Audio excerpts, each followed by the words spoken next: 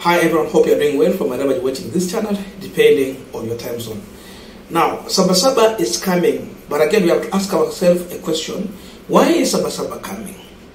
We know it's all about the high cost of living that was initiated with the Kenya Kwanza 2023 financial bill, which was a kind of a drum full of poison that has been exposed to Kenyans, whereby now you have to pay more, and the VAT has been increased to 16%. That is where we are.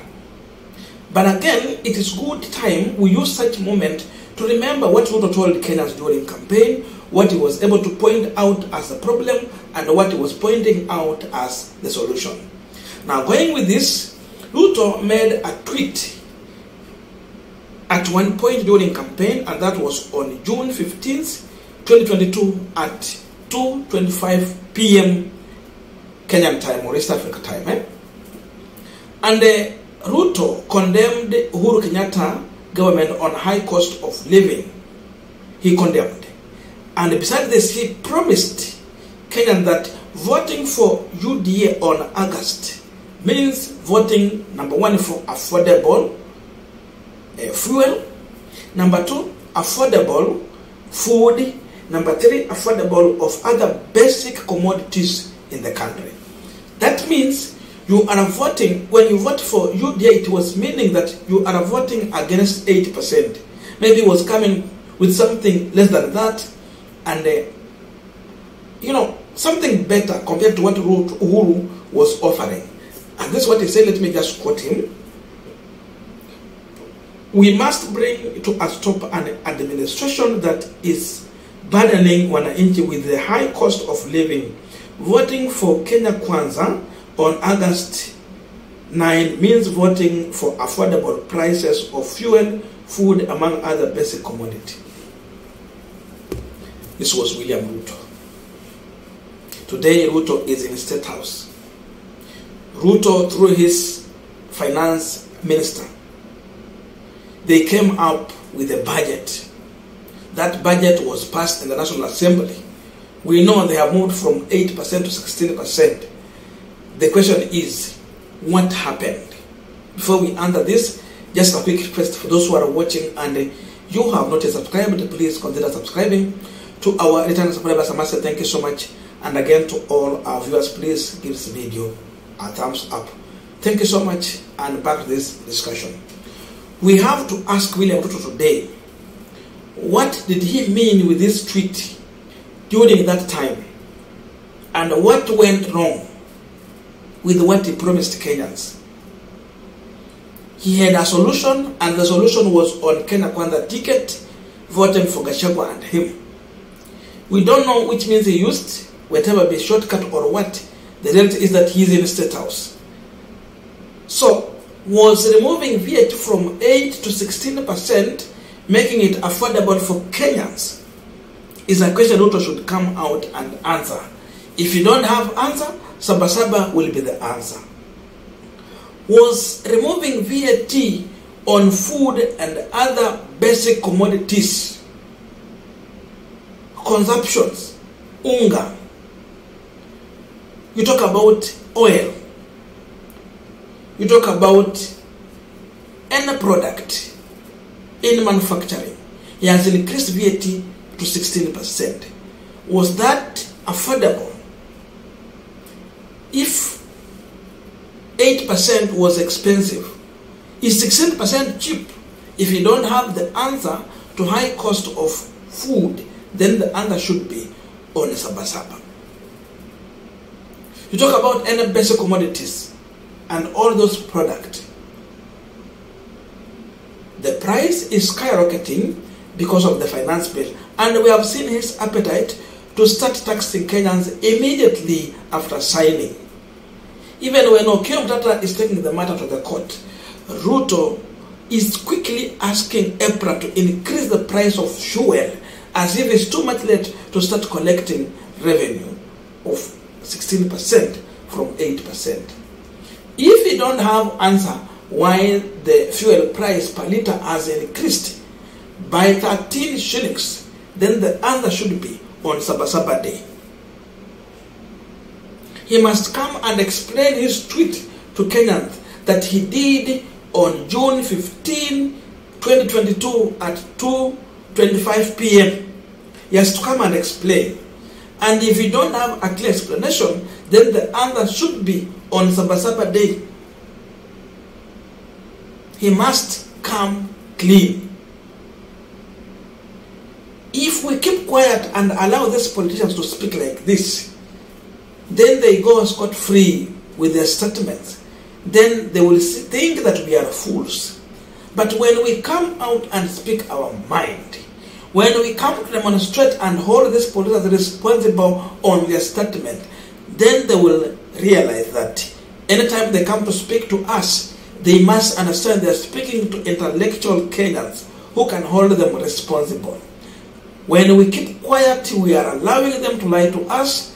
We are allowing them to sabotage us. We are allowing them to come and strangle us live. And avoiding this, we have to do so by coming out in our numbers on Saba Day. Keeping quiet means you are agreeing with William Ruto. You are allowing him to lie to you.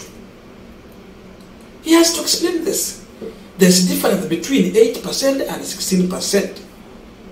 If Uhuru Kenyatta brought 8% and according to him, in his own wisdom, saw that it was too huge, then 16%, in his wisdom or lack of it, what is he telling Kenyans? There's no difference between 16 and 8. And he talked too much about fuel and the price comparison between Kenya and Uganda, which was also a lie. But he looked popular with that one. What is happening? If you keep quiet and you allow Ruto to have his way, the man of highway, then remember, you are just preparing ground for William Ruto to do anything he wishes to do at any time, without minding that he's leading people in a country where there is democracy that has given power to the people. Power belongs to the people. So when people will see you abusing the power they have delegated to you through the ballot, they also have a right to come and reclaim their power. If we don't do that, then we allow politicians to come and make mere political statement, and at the end of the day, we remain the people to suffer because we have to finance them every time. So should come and tell us, did he bring this budget for us to finance him? Or it was part of his agenda and manifesto? And if it was part of his agenda and manifesto, what was he telling Kenyans about 8% and what he's speaking about 16%? How was it that in Uhuru Kenyatta regime, life was expensive, it was unbearable, he condemned it. And for him, he saw that fuel is too much expensive during Uhuru Kenyatta time. Today he's in power, he's increasing fuel price. Right now is up to, is it 20 shillings or what? 16 there. Which one is expensive? I mean, ama hesabu inakosea wapi? Which one is expensive?